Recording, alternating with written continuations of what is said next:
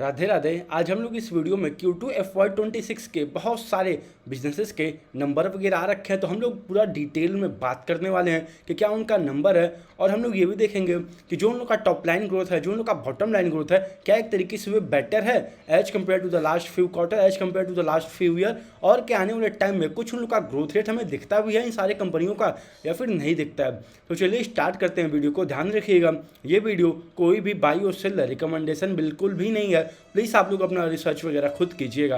तो चलिए सबसे पहले अगर हम लोग बात करें मारुति इंडिया का, तो आप इन लोग का देखोगे ना 12% से टॉप लाइन ग्रोथ हुआ है और बॉटम लाइन 7-8% का राउंड ग्रोथ हुआ है। और आप लोग अगर यहाँ पे मेन चीज़ देखोगे, इन लोग का जो वॉल्यूम है इस बार के Q2 FY26 में, तो होलसेल वॉल्यूम जो इन लोग का 5.1% से डिक्लाइन हो गया as compared to the last year से Q2 FY25 में। और आप लोग देखोगे इन लोग का एक्सपोर्ट जो है वे 42% के around debt has been grown. But वही है कि इनका एक तरीके से देखा जाए जो होलसेल वॉल्यूम है पूरा ओवरऑल वे 5.1% से ईयर ऑन ईयर डिक्लाइन है। तो आप लोग देखोगे इसका मेन रीजन क्या है, कंपनी जो बताती है, कंपनी का कहना यह है कि एक तरीके से जो जीएसटी का रेट कट होने वाला था वे 22 सितंबर के बाद होने वाला था, मतलब उस दिन से वे अप्लाई होने वाला था। उसके पहले कस्टमर वगैरह ने क्या किया, अपना जो भी परचेज वगैरह था उसको एक तरीके से रोक दिया। वे लोग वेट कर रहे थे कि जैसे ही जीएसटी एक तरीके से रेट डाउन होगा कार वगैरह पे, तो फिर हम लोग अपना बाइंग स्टार्ट करेंगे। तो आप लोग देखोगे जैसे ही जीएसटी 22 तारीख के बाद एक तरीके से डिक्रीज हुआ, तो फिर आप लोग देखोगे उसी दिन से एक तरीके से नवरात्रन भी स्टार्ट हो गया था। उसके बाद मारुति कंपनी आके बार बार इंटरव्यू दे रही थी कि हमारा इतना एक तरीके से वॉल्यूम ग्रोथ हुआ, ये वॉल्यूम ग्रोथ हुआ, वे वॉल्यूम ग्रोथ हुआ। तो लेकिन फिलहाल के लिए देखोगे ना, वे एक तरीके से बस 8 दिन का है उन लोग को एक तरीके से बेनिफिट मिल पाया। अब हमें वही देखना होगा कि क्या Q3 में एक तरीके से वॉल्यूम ग्रोथ फिर से पिकअप करता है और क्या इन लोग का टॉप लाइन ग्रोथ और हाई रेट पे इंक्रीज होता है, और क्या वे एक तरीके से बॉटम लाइन में भी कन्वर्ट होता है या फिर नहीं होता है। तो फिलहाल के लिए देखा जाए ना, तो फिर Q2 में एक अच्छे तरीके से देखा जाए तो जाहिर सी बात है 15 अगस्त से लेके एक तरीके से 21 सितंबर तक मान के चलिए, एक तरीके से अगर हम लोग कैलकुलेट करेंगे ना, तो ये 45-46 डे यानी कि मान के चलिए 1.5 मंथ एक तरीके से आप लोग मान सकते हैं कि यहाँ पे इन सारे, चाहे टाटा हो गया, चाहे महिंद्रा हो गया, चाहे मारुति हो गया, चाहे हुंडई मोटर हो गया, उन सबका सेल्स इफेक्ट होना ही होना था। क्यों? क्योंकि एक तरीके से जितने भी कस्टमर हैं, जब उनको पता चल गया कि कार वगैरह पे भी और अदर सामान वगैरह पे जब जीएसटी का रेट घटने वाला है, तो जाहिर सी बात है वे कस्टमर 1 महीना डिले कर देगा। तो फिर वही चीज़ हुआ भी। और आप लोग देखोगे इसी की वजह से इन लोग को, मुझे जहाँ तक लगता है, आप लोग देखोगे ना, इसीलिए इन लोग का 5.1% से डिक्लाइन हो गया इन लोग का होलसेल वॉल्यूम। और इसीलिए आप लोग देखोगे ना, एक तरीके से टोटल इन लोग का बस इसीलिए 12% का राउंड ग्रोथ हो पाया। लेकिन अब वही है, अब देखते हैं कि कंपनी अपने कॉल में क्या बताती है और क्या गाइडेंस देती है वॉल्यूम वगैरह को लेके आने वाले क्वार्टर में, Q3 में और Q4 में। देखो अगर यही सेम हाल रहा Q3 में, तब तो जाहिर सी बात है जो जीएसटी का रेट डाउन हुआ आप लोग उसका फायदा नहीं उठा पाए, सीधी सी बात ये रहेगी। लेकिन अगर मान लो ये सारे वॉल्यूम ग्रोथ इंक्रीज हो गया, 10% हो गया, 15% हो गया, तो फिर जाहिर सी बात है आप लोग उसका बेनिफिट उठा पाए। लेकिन वही है, अब आने वाले क्वार्टर में अब हमें देखना पड़ेगा कि क्या वॉल्यूम ग्रोथ था। और उससे भी बड़ी बात ना, आप लोग देखोगे एक तरीके से ये जो एक तरीके से अक्टूबर मंथ गया, इसका एक तरीके से कल डाटा आएगा सारे कंपनियों का मोस्टली कि उन लोग का टोटल सेल्स वगैरह कितने वॉल्यूम रहा। तो फिर आप लोग कल या परसों मान के चलिए टाटा का या फिर मारुति का, महिंद्रा का आई थिंक आ जाना चाहिए, क्योंकि एक तरीके से वे लोग एक मान के चलिए हर एक मंथ का अपना वॉल्यूम डाटा निकालते हैं। तो आप लोग भी वहाँ जान सकते हैं, आप लोग कंपनी को ट्रैक करते रहिएगा, देखते रहिएगा कि वहाँ पे क्या वॉल्यूम ग्रोथ आता है इस मंथ का अक्टूबर। क्योंकि आप लोग देखोगे अक्टूबर में एक तरीके से फुल फ्लेज यहाँ से स्टार्ट हो गया था बेनिफिट मिलना सारी कंपनियों को। तो अब वही देखते हैं कि किसका क्या वॉल्यूम ग्रोथ रहा है इस पूरे मंथ अक्टूबर में। तो चलिए फिलहाल के लिए इन लोग का नंबर देख के, जो एक तरीके से 12% का टॉप लाइन है और बॉटम लाइन 7% का ग्रोथ हुआ है, और वॉल्यूम एक तरीके से जो होलसेल वॉल्यूम है वे एक तरीके से डोमेस्टिक वाला 5.1% से डिक्लाइन हो गया, और एक्सपोर्ट एक तरीके से 42% से ग्रो हुआ। तो ये ओवरऑल एक तरीके से ना ही एक तरीके से मान के चलिए बहुत खराब है, ना ही बहुत अच्छा है, एक तरीके से बीच में ही आएगा। तो चलिए अब हम लोग अगले कंपनी के बारे में बात कर लेते हैं, व्हील्स इंडिया लिमिटेड के बारे में। अगर आप लोग इनका देखोगे, ये मतलब कई सारे क्वार्टरों के बाद मान के चलिए एक तरीके से डबल डिजिट में अपना एक तरीके से इन्होंने ग्रोथ दिखाया। तो आप लोग को मैं यहाँ पर अगर दिखा दूँ, एक तरीके से आप लोग देखोगे ना, इन लोग का ओवरऑल एक तरीके से मान के चलिए 15% का राउंड इन लोग का टॉप लाइन में ग्रोथ आया है इस बार के Q2 FY26 में। आप लोग खुद यहाँ देख सकते हैं 15.6% का राउंड इन लोग का टॉप लाइन ग्रोथ हुआ, और इन लोग का बॉटम लाइन यानी कि प्रॉफिट आफ्टर टैक्स आप लोग वही देखोगे तो 27% के अराउंड एक तरीके से ईयर ऑन ईयर इंक्रीज हुआ है। तो आप लोग देखोगे एक तरीके से ये लोग क्या करते हैं, व्हील्स वगैरह बनाते हैं, एयर सस्पेंशन वगैरह बनाते हैं फॉर द ट्रैक्टर वगैरह और भी अदर जो भी हैवी व्हीकल वगैरह होते हैं।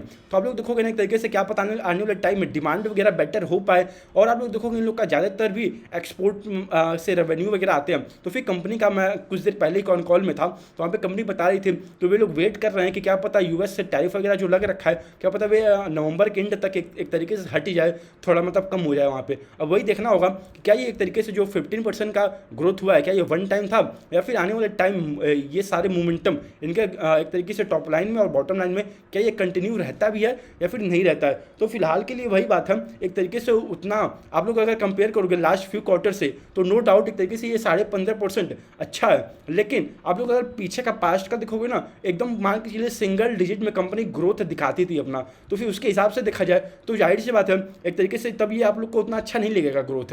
लेकिन वही है, अब हमें देखना होगा कि कंपनी क्या एक तरीके से अब आने वाले टाइम में ग्रोथ दिखा पाती है अच्छे तरीके से या फिर नहीं दिखा पाती है। तो चलिए अब हम लोग अगले कंपनी के बारे में बात कर लेते हैं। 1 सेकेंड, वेदांता का अगर आप लोग इनका देखोगे मतलब 6% के अराउंड इन लोग का टॉप लाइन ग्रोथ हुआ, और आप लोग देखोगे बॉटम लाइन एक तरीके से इन लोग का प्रॉफिट आफ्टर टैक्स मतलब 38% से डाउन हो गया ईयर ऑन ईयर कंपेयर करने पे।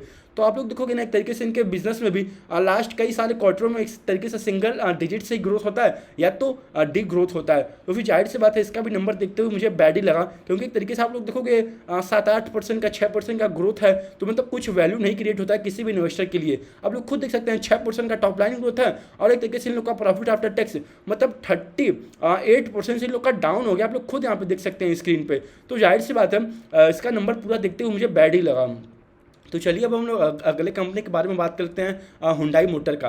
अगर आप लोग इनका देखोगे ये लोग मतलब कई सारे लास्ट पास्ट क्वार्टरों से मान के चलिए 1% 2% 5% से ही ग्रो कर पा रहे हैं, और वही हाल रहा इस बार भी उन लोग का। आप लोग अगर देखोगे ना इनका भी एक तरीके से मान के चलिए वही हार्डली 1% से ही ये लोग अपना ग्रोथ दिखा पाए हैं टोटल ओवरऑल। और साथ में इन लोग का आप लोग अगर प्रॉफिट वगैरह देखोगे वे थोड़ा सा पैट इन लोग का 14% अराउंड इंक्रीज हो गया, लेकिन एक तरीके से इन लोग का ओवरऑल टॉप लाइन देखा जाए ना आप लोग खुद यहाँ देख सकते हैं मतलब 1-1.5% का ही ग्रोथ हो पाया है हार्डली।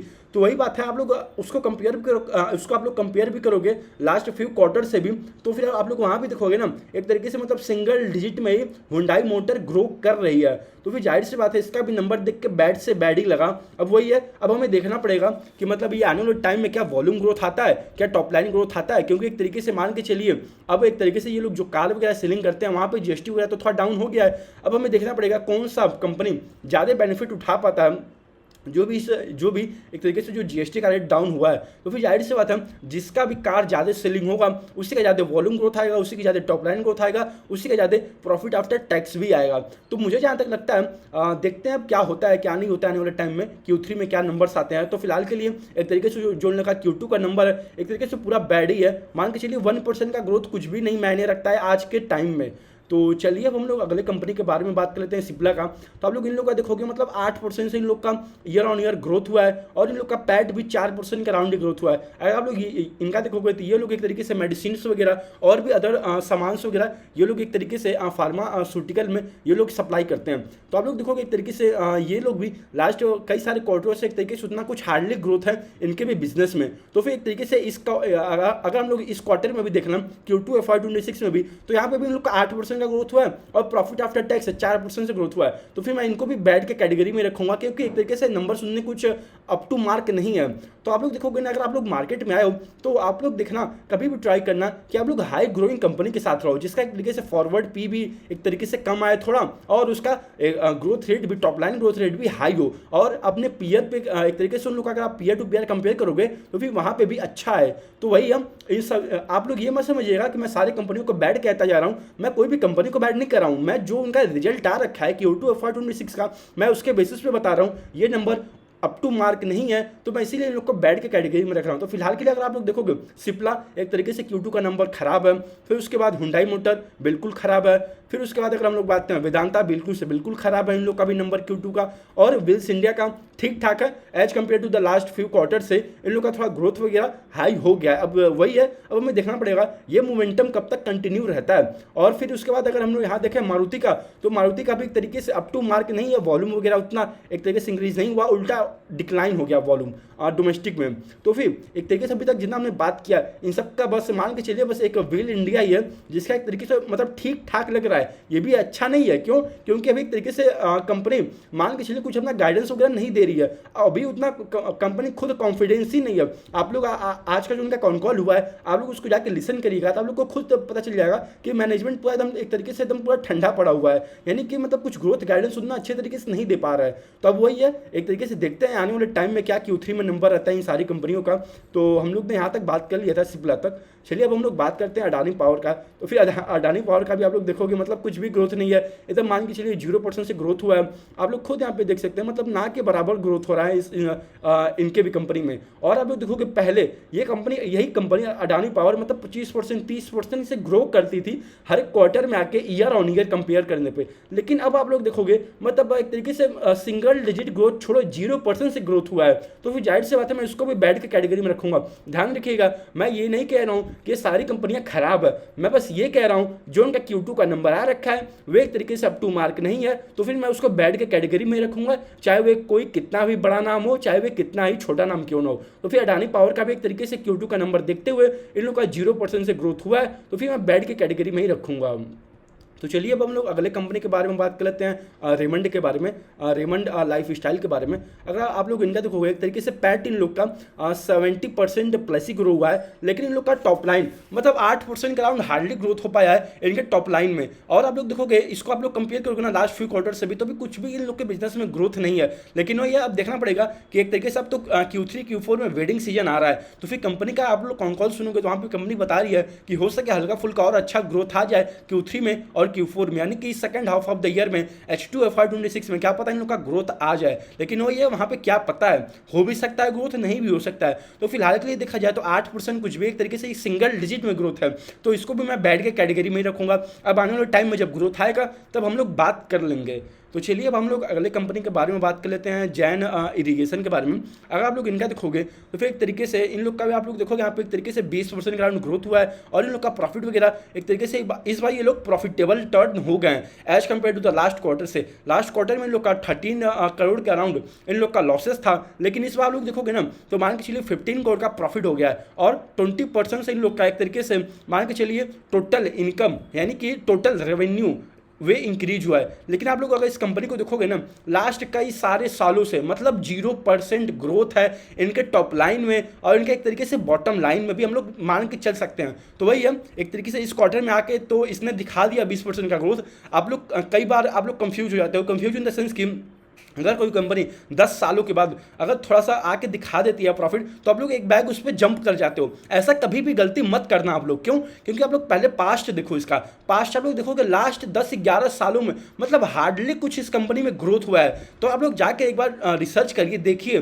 कि पास्ट में क्या कंपनी ग्रो की है। अब तो मान लो इस क्वार्टर में आके Q2 FY26 में 20% से इसने ग्रोथ तो कर दिया, लेकिन अब हमें देखना पड़ेगा कि क्या ये ग्रोथ मोमेंटम 20% वाला या फिर आने वाले टाइम में क्या ग्रोथ मोमेंटम कंटिन्यू रहेगा या फिर ये वन टाइम है। क्योंकि पास्ट में भी इसने एक आध दो क्वार्टर में आके 20%, 25%, 30% का ग्रोथ दिखा दिया, लेकिन ओवरऑल अगर देखा जाए ना तो फिर ओवरऑल हमेशा ये एक तरीके से कंपेयर करने पे इसका टॉप लाइन ग्रोथ निगेटिव ही रहता है। तो फिर मैं इसीलिए कह रहा हूँ आप लोग ऐसे एक बैग जंप मत करिएगा। किसी कोई भी बिजनेस हुआ अगर भी कई सालों बाद परफॉर्म करना स्टार्ट कर रहा है तो उसको ट्रैक करो, उसको देखो कि क्या उसका ग्रोथ आने वाले क्वार्टर में एक तरीके से स्टेबल रहेगा, क्या एक तरीके से उसका जो कंपनी का मैनेजमेंट है अपने कॉन कॉल में बता रहा है कि हाँ भाई ये जो हमारा 20% का ग्रोथ आया अब हम इससे हाई रेट से ही ग्रो करेंगे आने वाले क्वार्टर में। तो फिर जाहिर सी बात है तब वहाँ पर डील अच्छा बनेगा। लेकिन मान लो अगर 10 सालों 11 सालों में अगर कोई कंपनी एक क्वार्टर में आके अच्छा ग्रोथ दिखा दे तो फिर आप लोग ऐसे जंप मत कर जाना। तो फिर आप लोग वहाँ पे हाथ अपना बहुत बुरी तरीके से जला लोगे और फंसे के फंसे रह जाओगे। तो फिर इसीलिए मैं कह रहा हूँ आप लोग इसका कॉन कॉल पढ़िएगा, इसका क्या आप लोग हर एक कंपनी का कॉन कॉल पढ़िएगा, इन्वेस्टर प्रेजेंटेशन रीड आउट करिएगा, तभी आप लोग को और बेटर अंडरस्टैंडिंग मिल पाएगा कि क्या ये ग्रोथ मोमेंटम कंटिन्यू रहेगा या फिर नहीं रहेगा। तो चलिए इस वीडियो को यहीं तक रखते हैं। ध्यान रखिएगा ये वीडियो कोई भी बाई और सेल रिकमेंडेशन बिल्कुल भी नहीं था। प्लीज़ आप लोग अपना रिसर्च वगैरह खुद कीजिएगा। राधे राधे।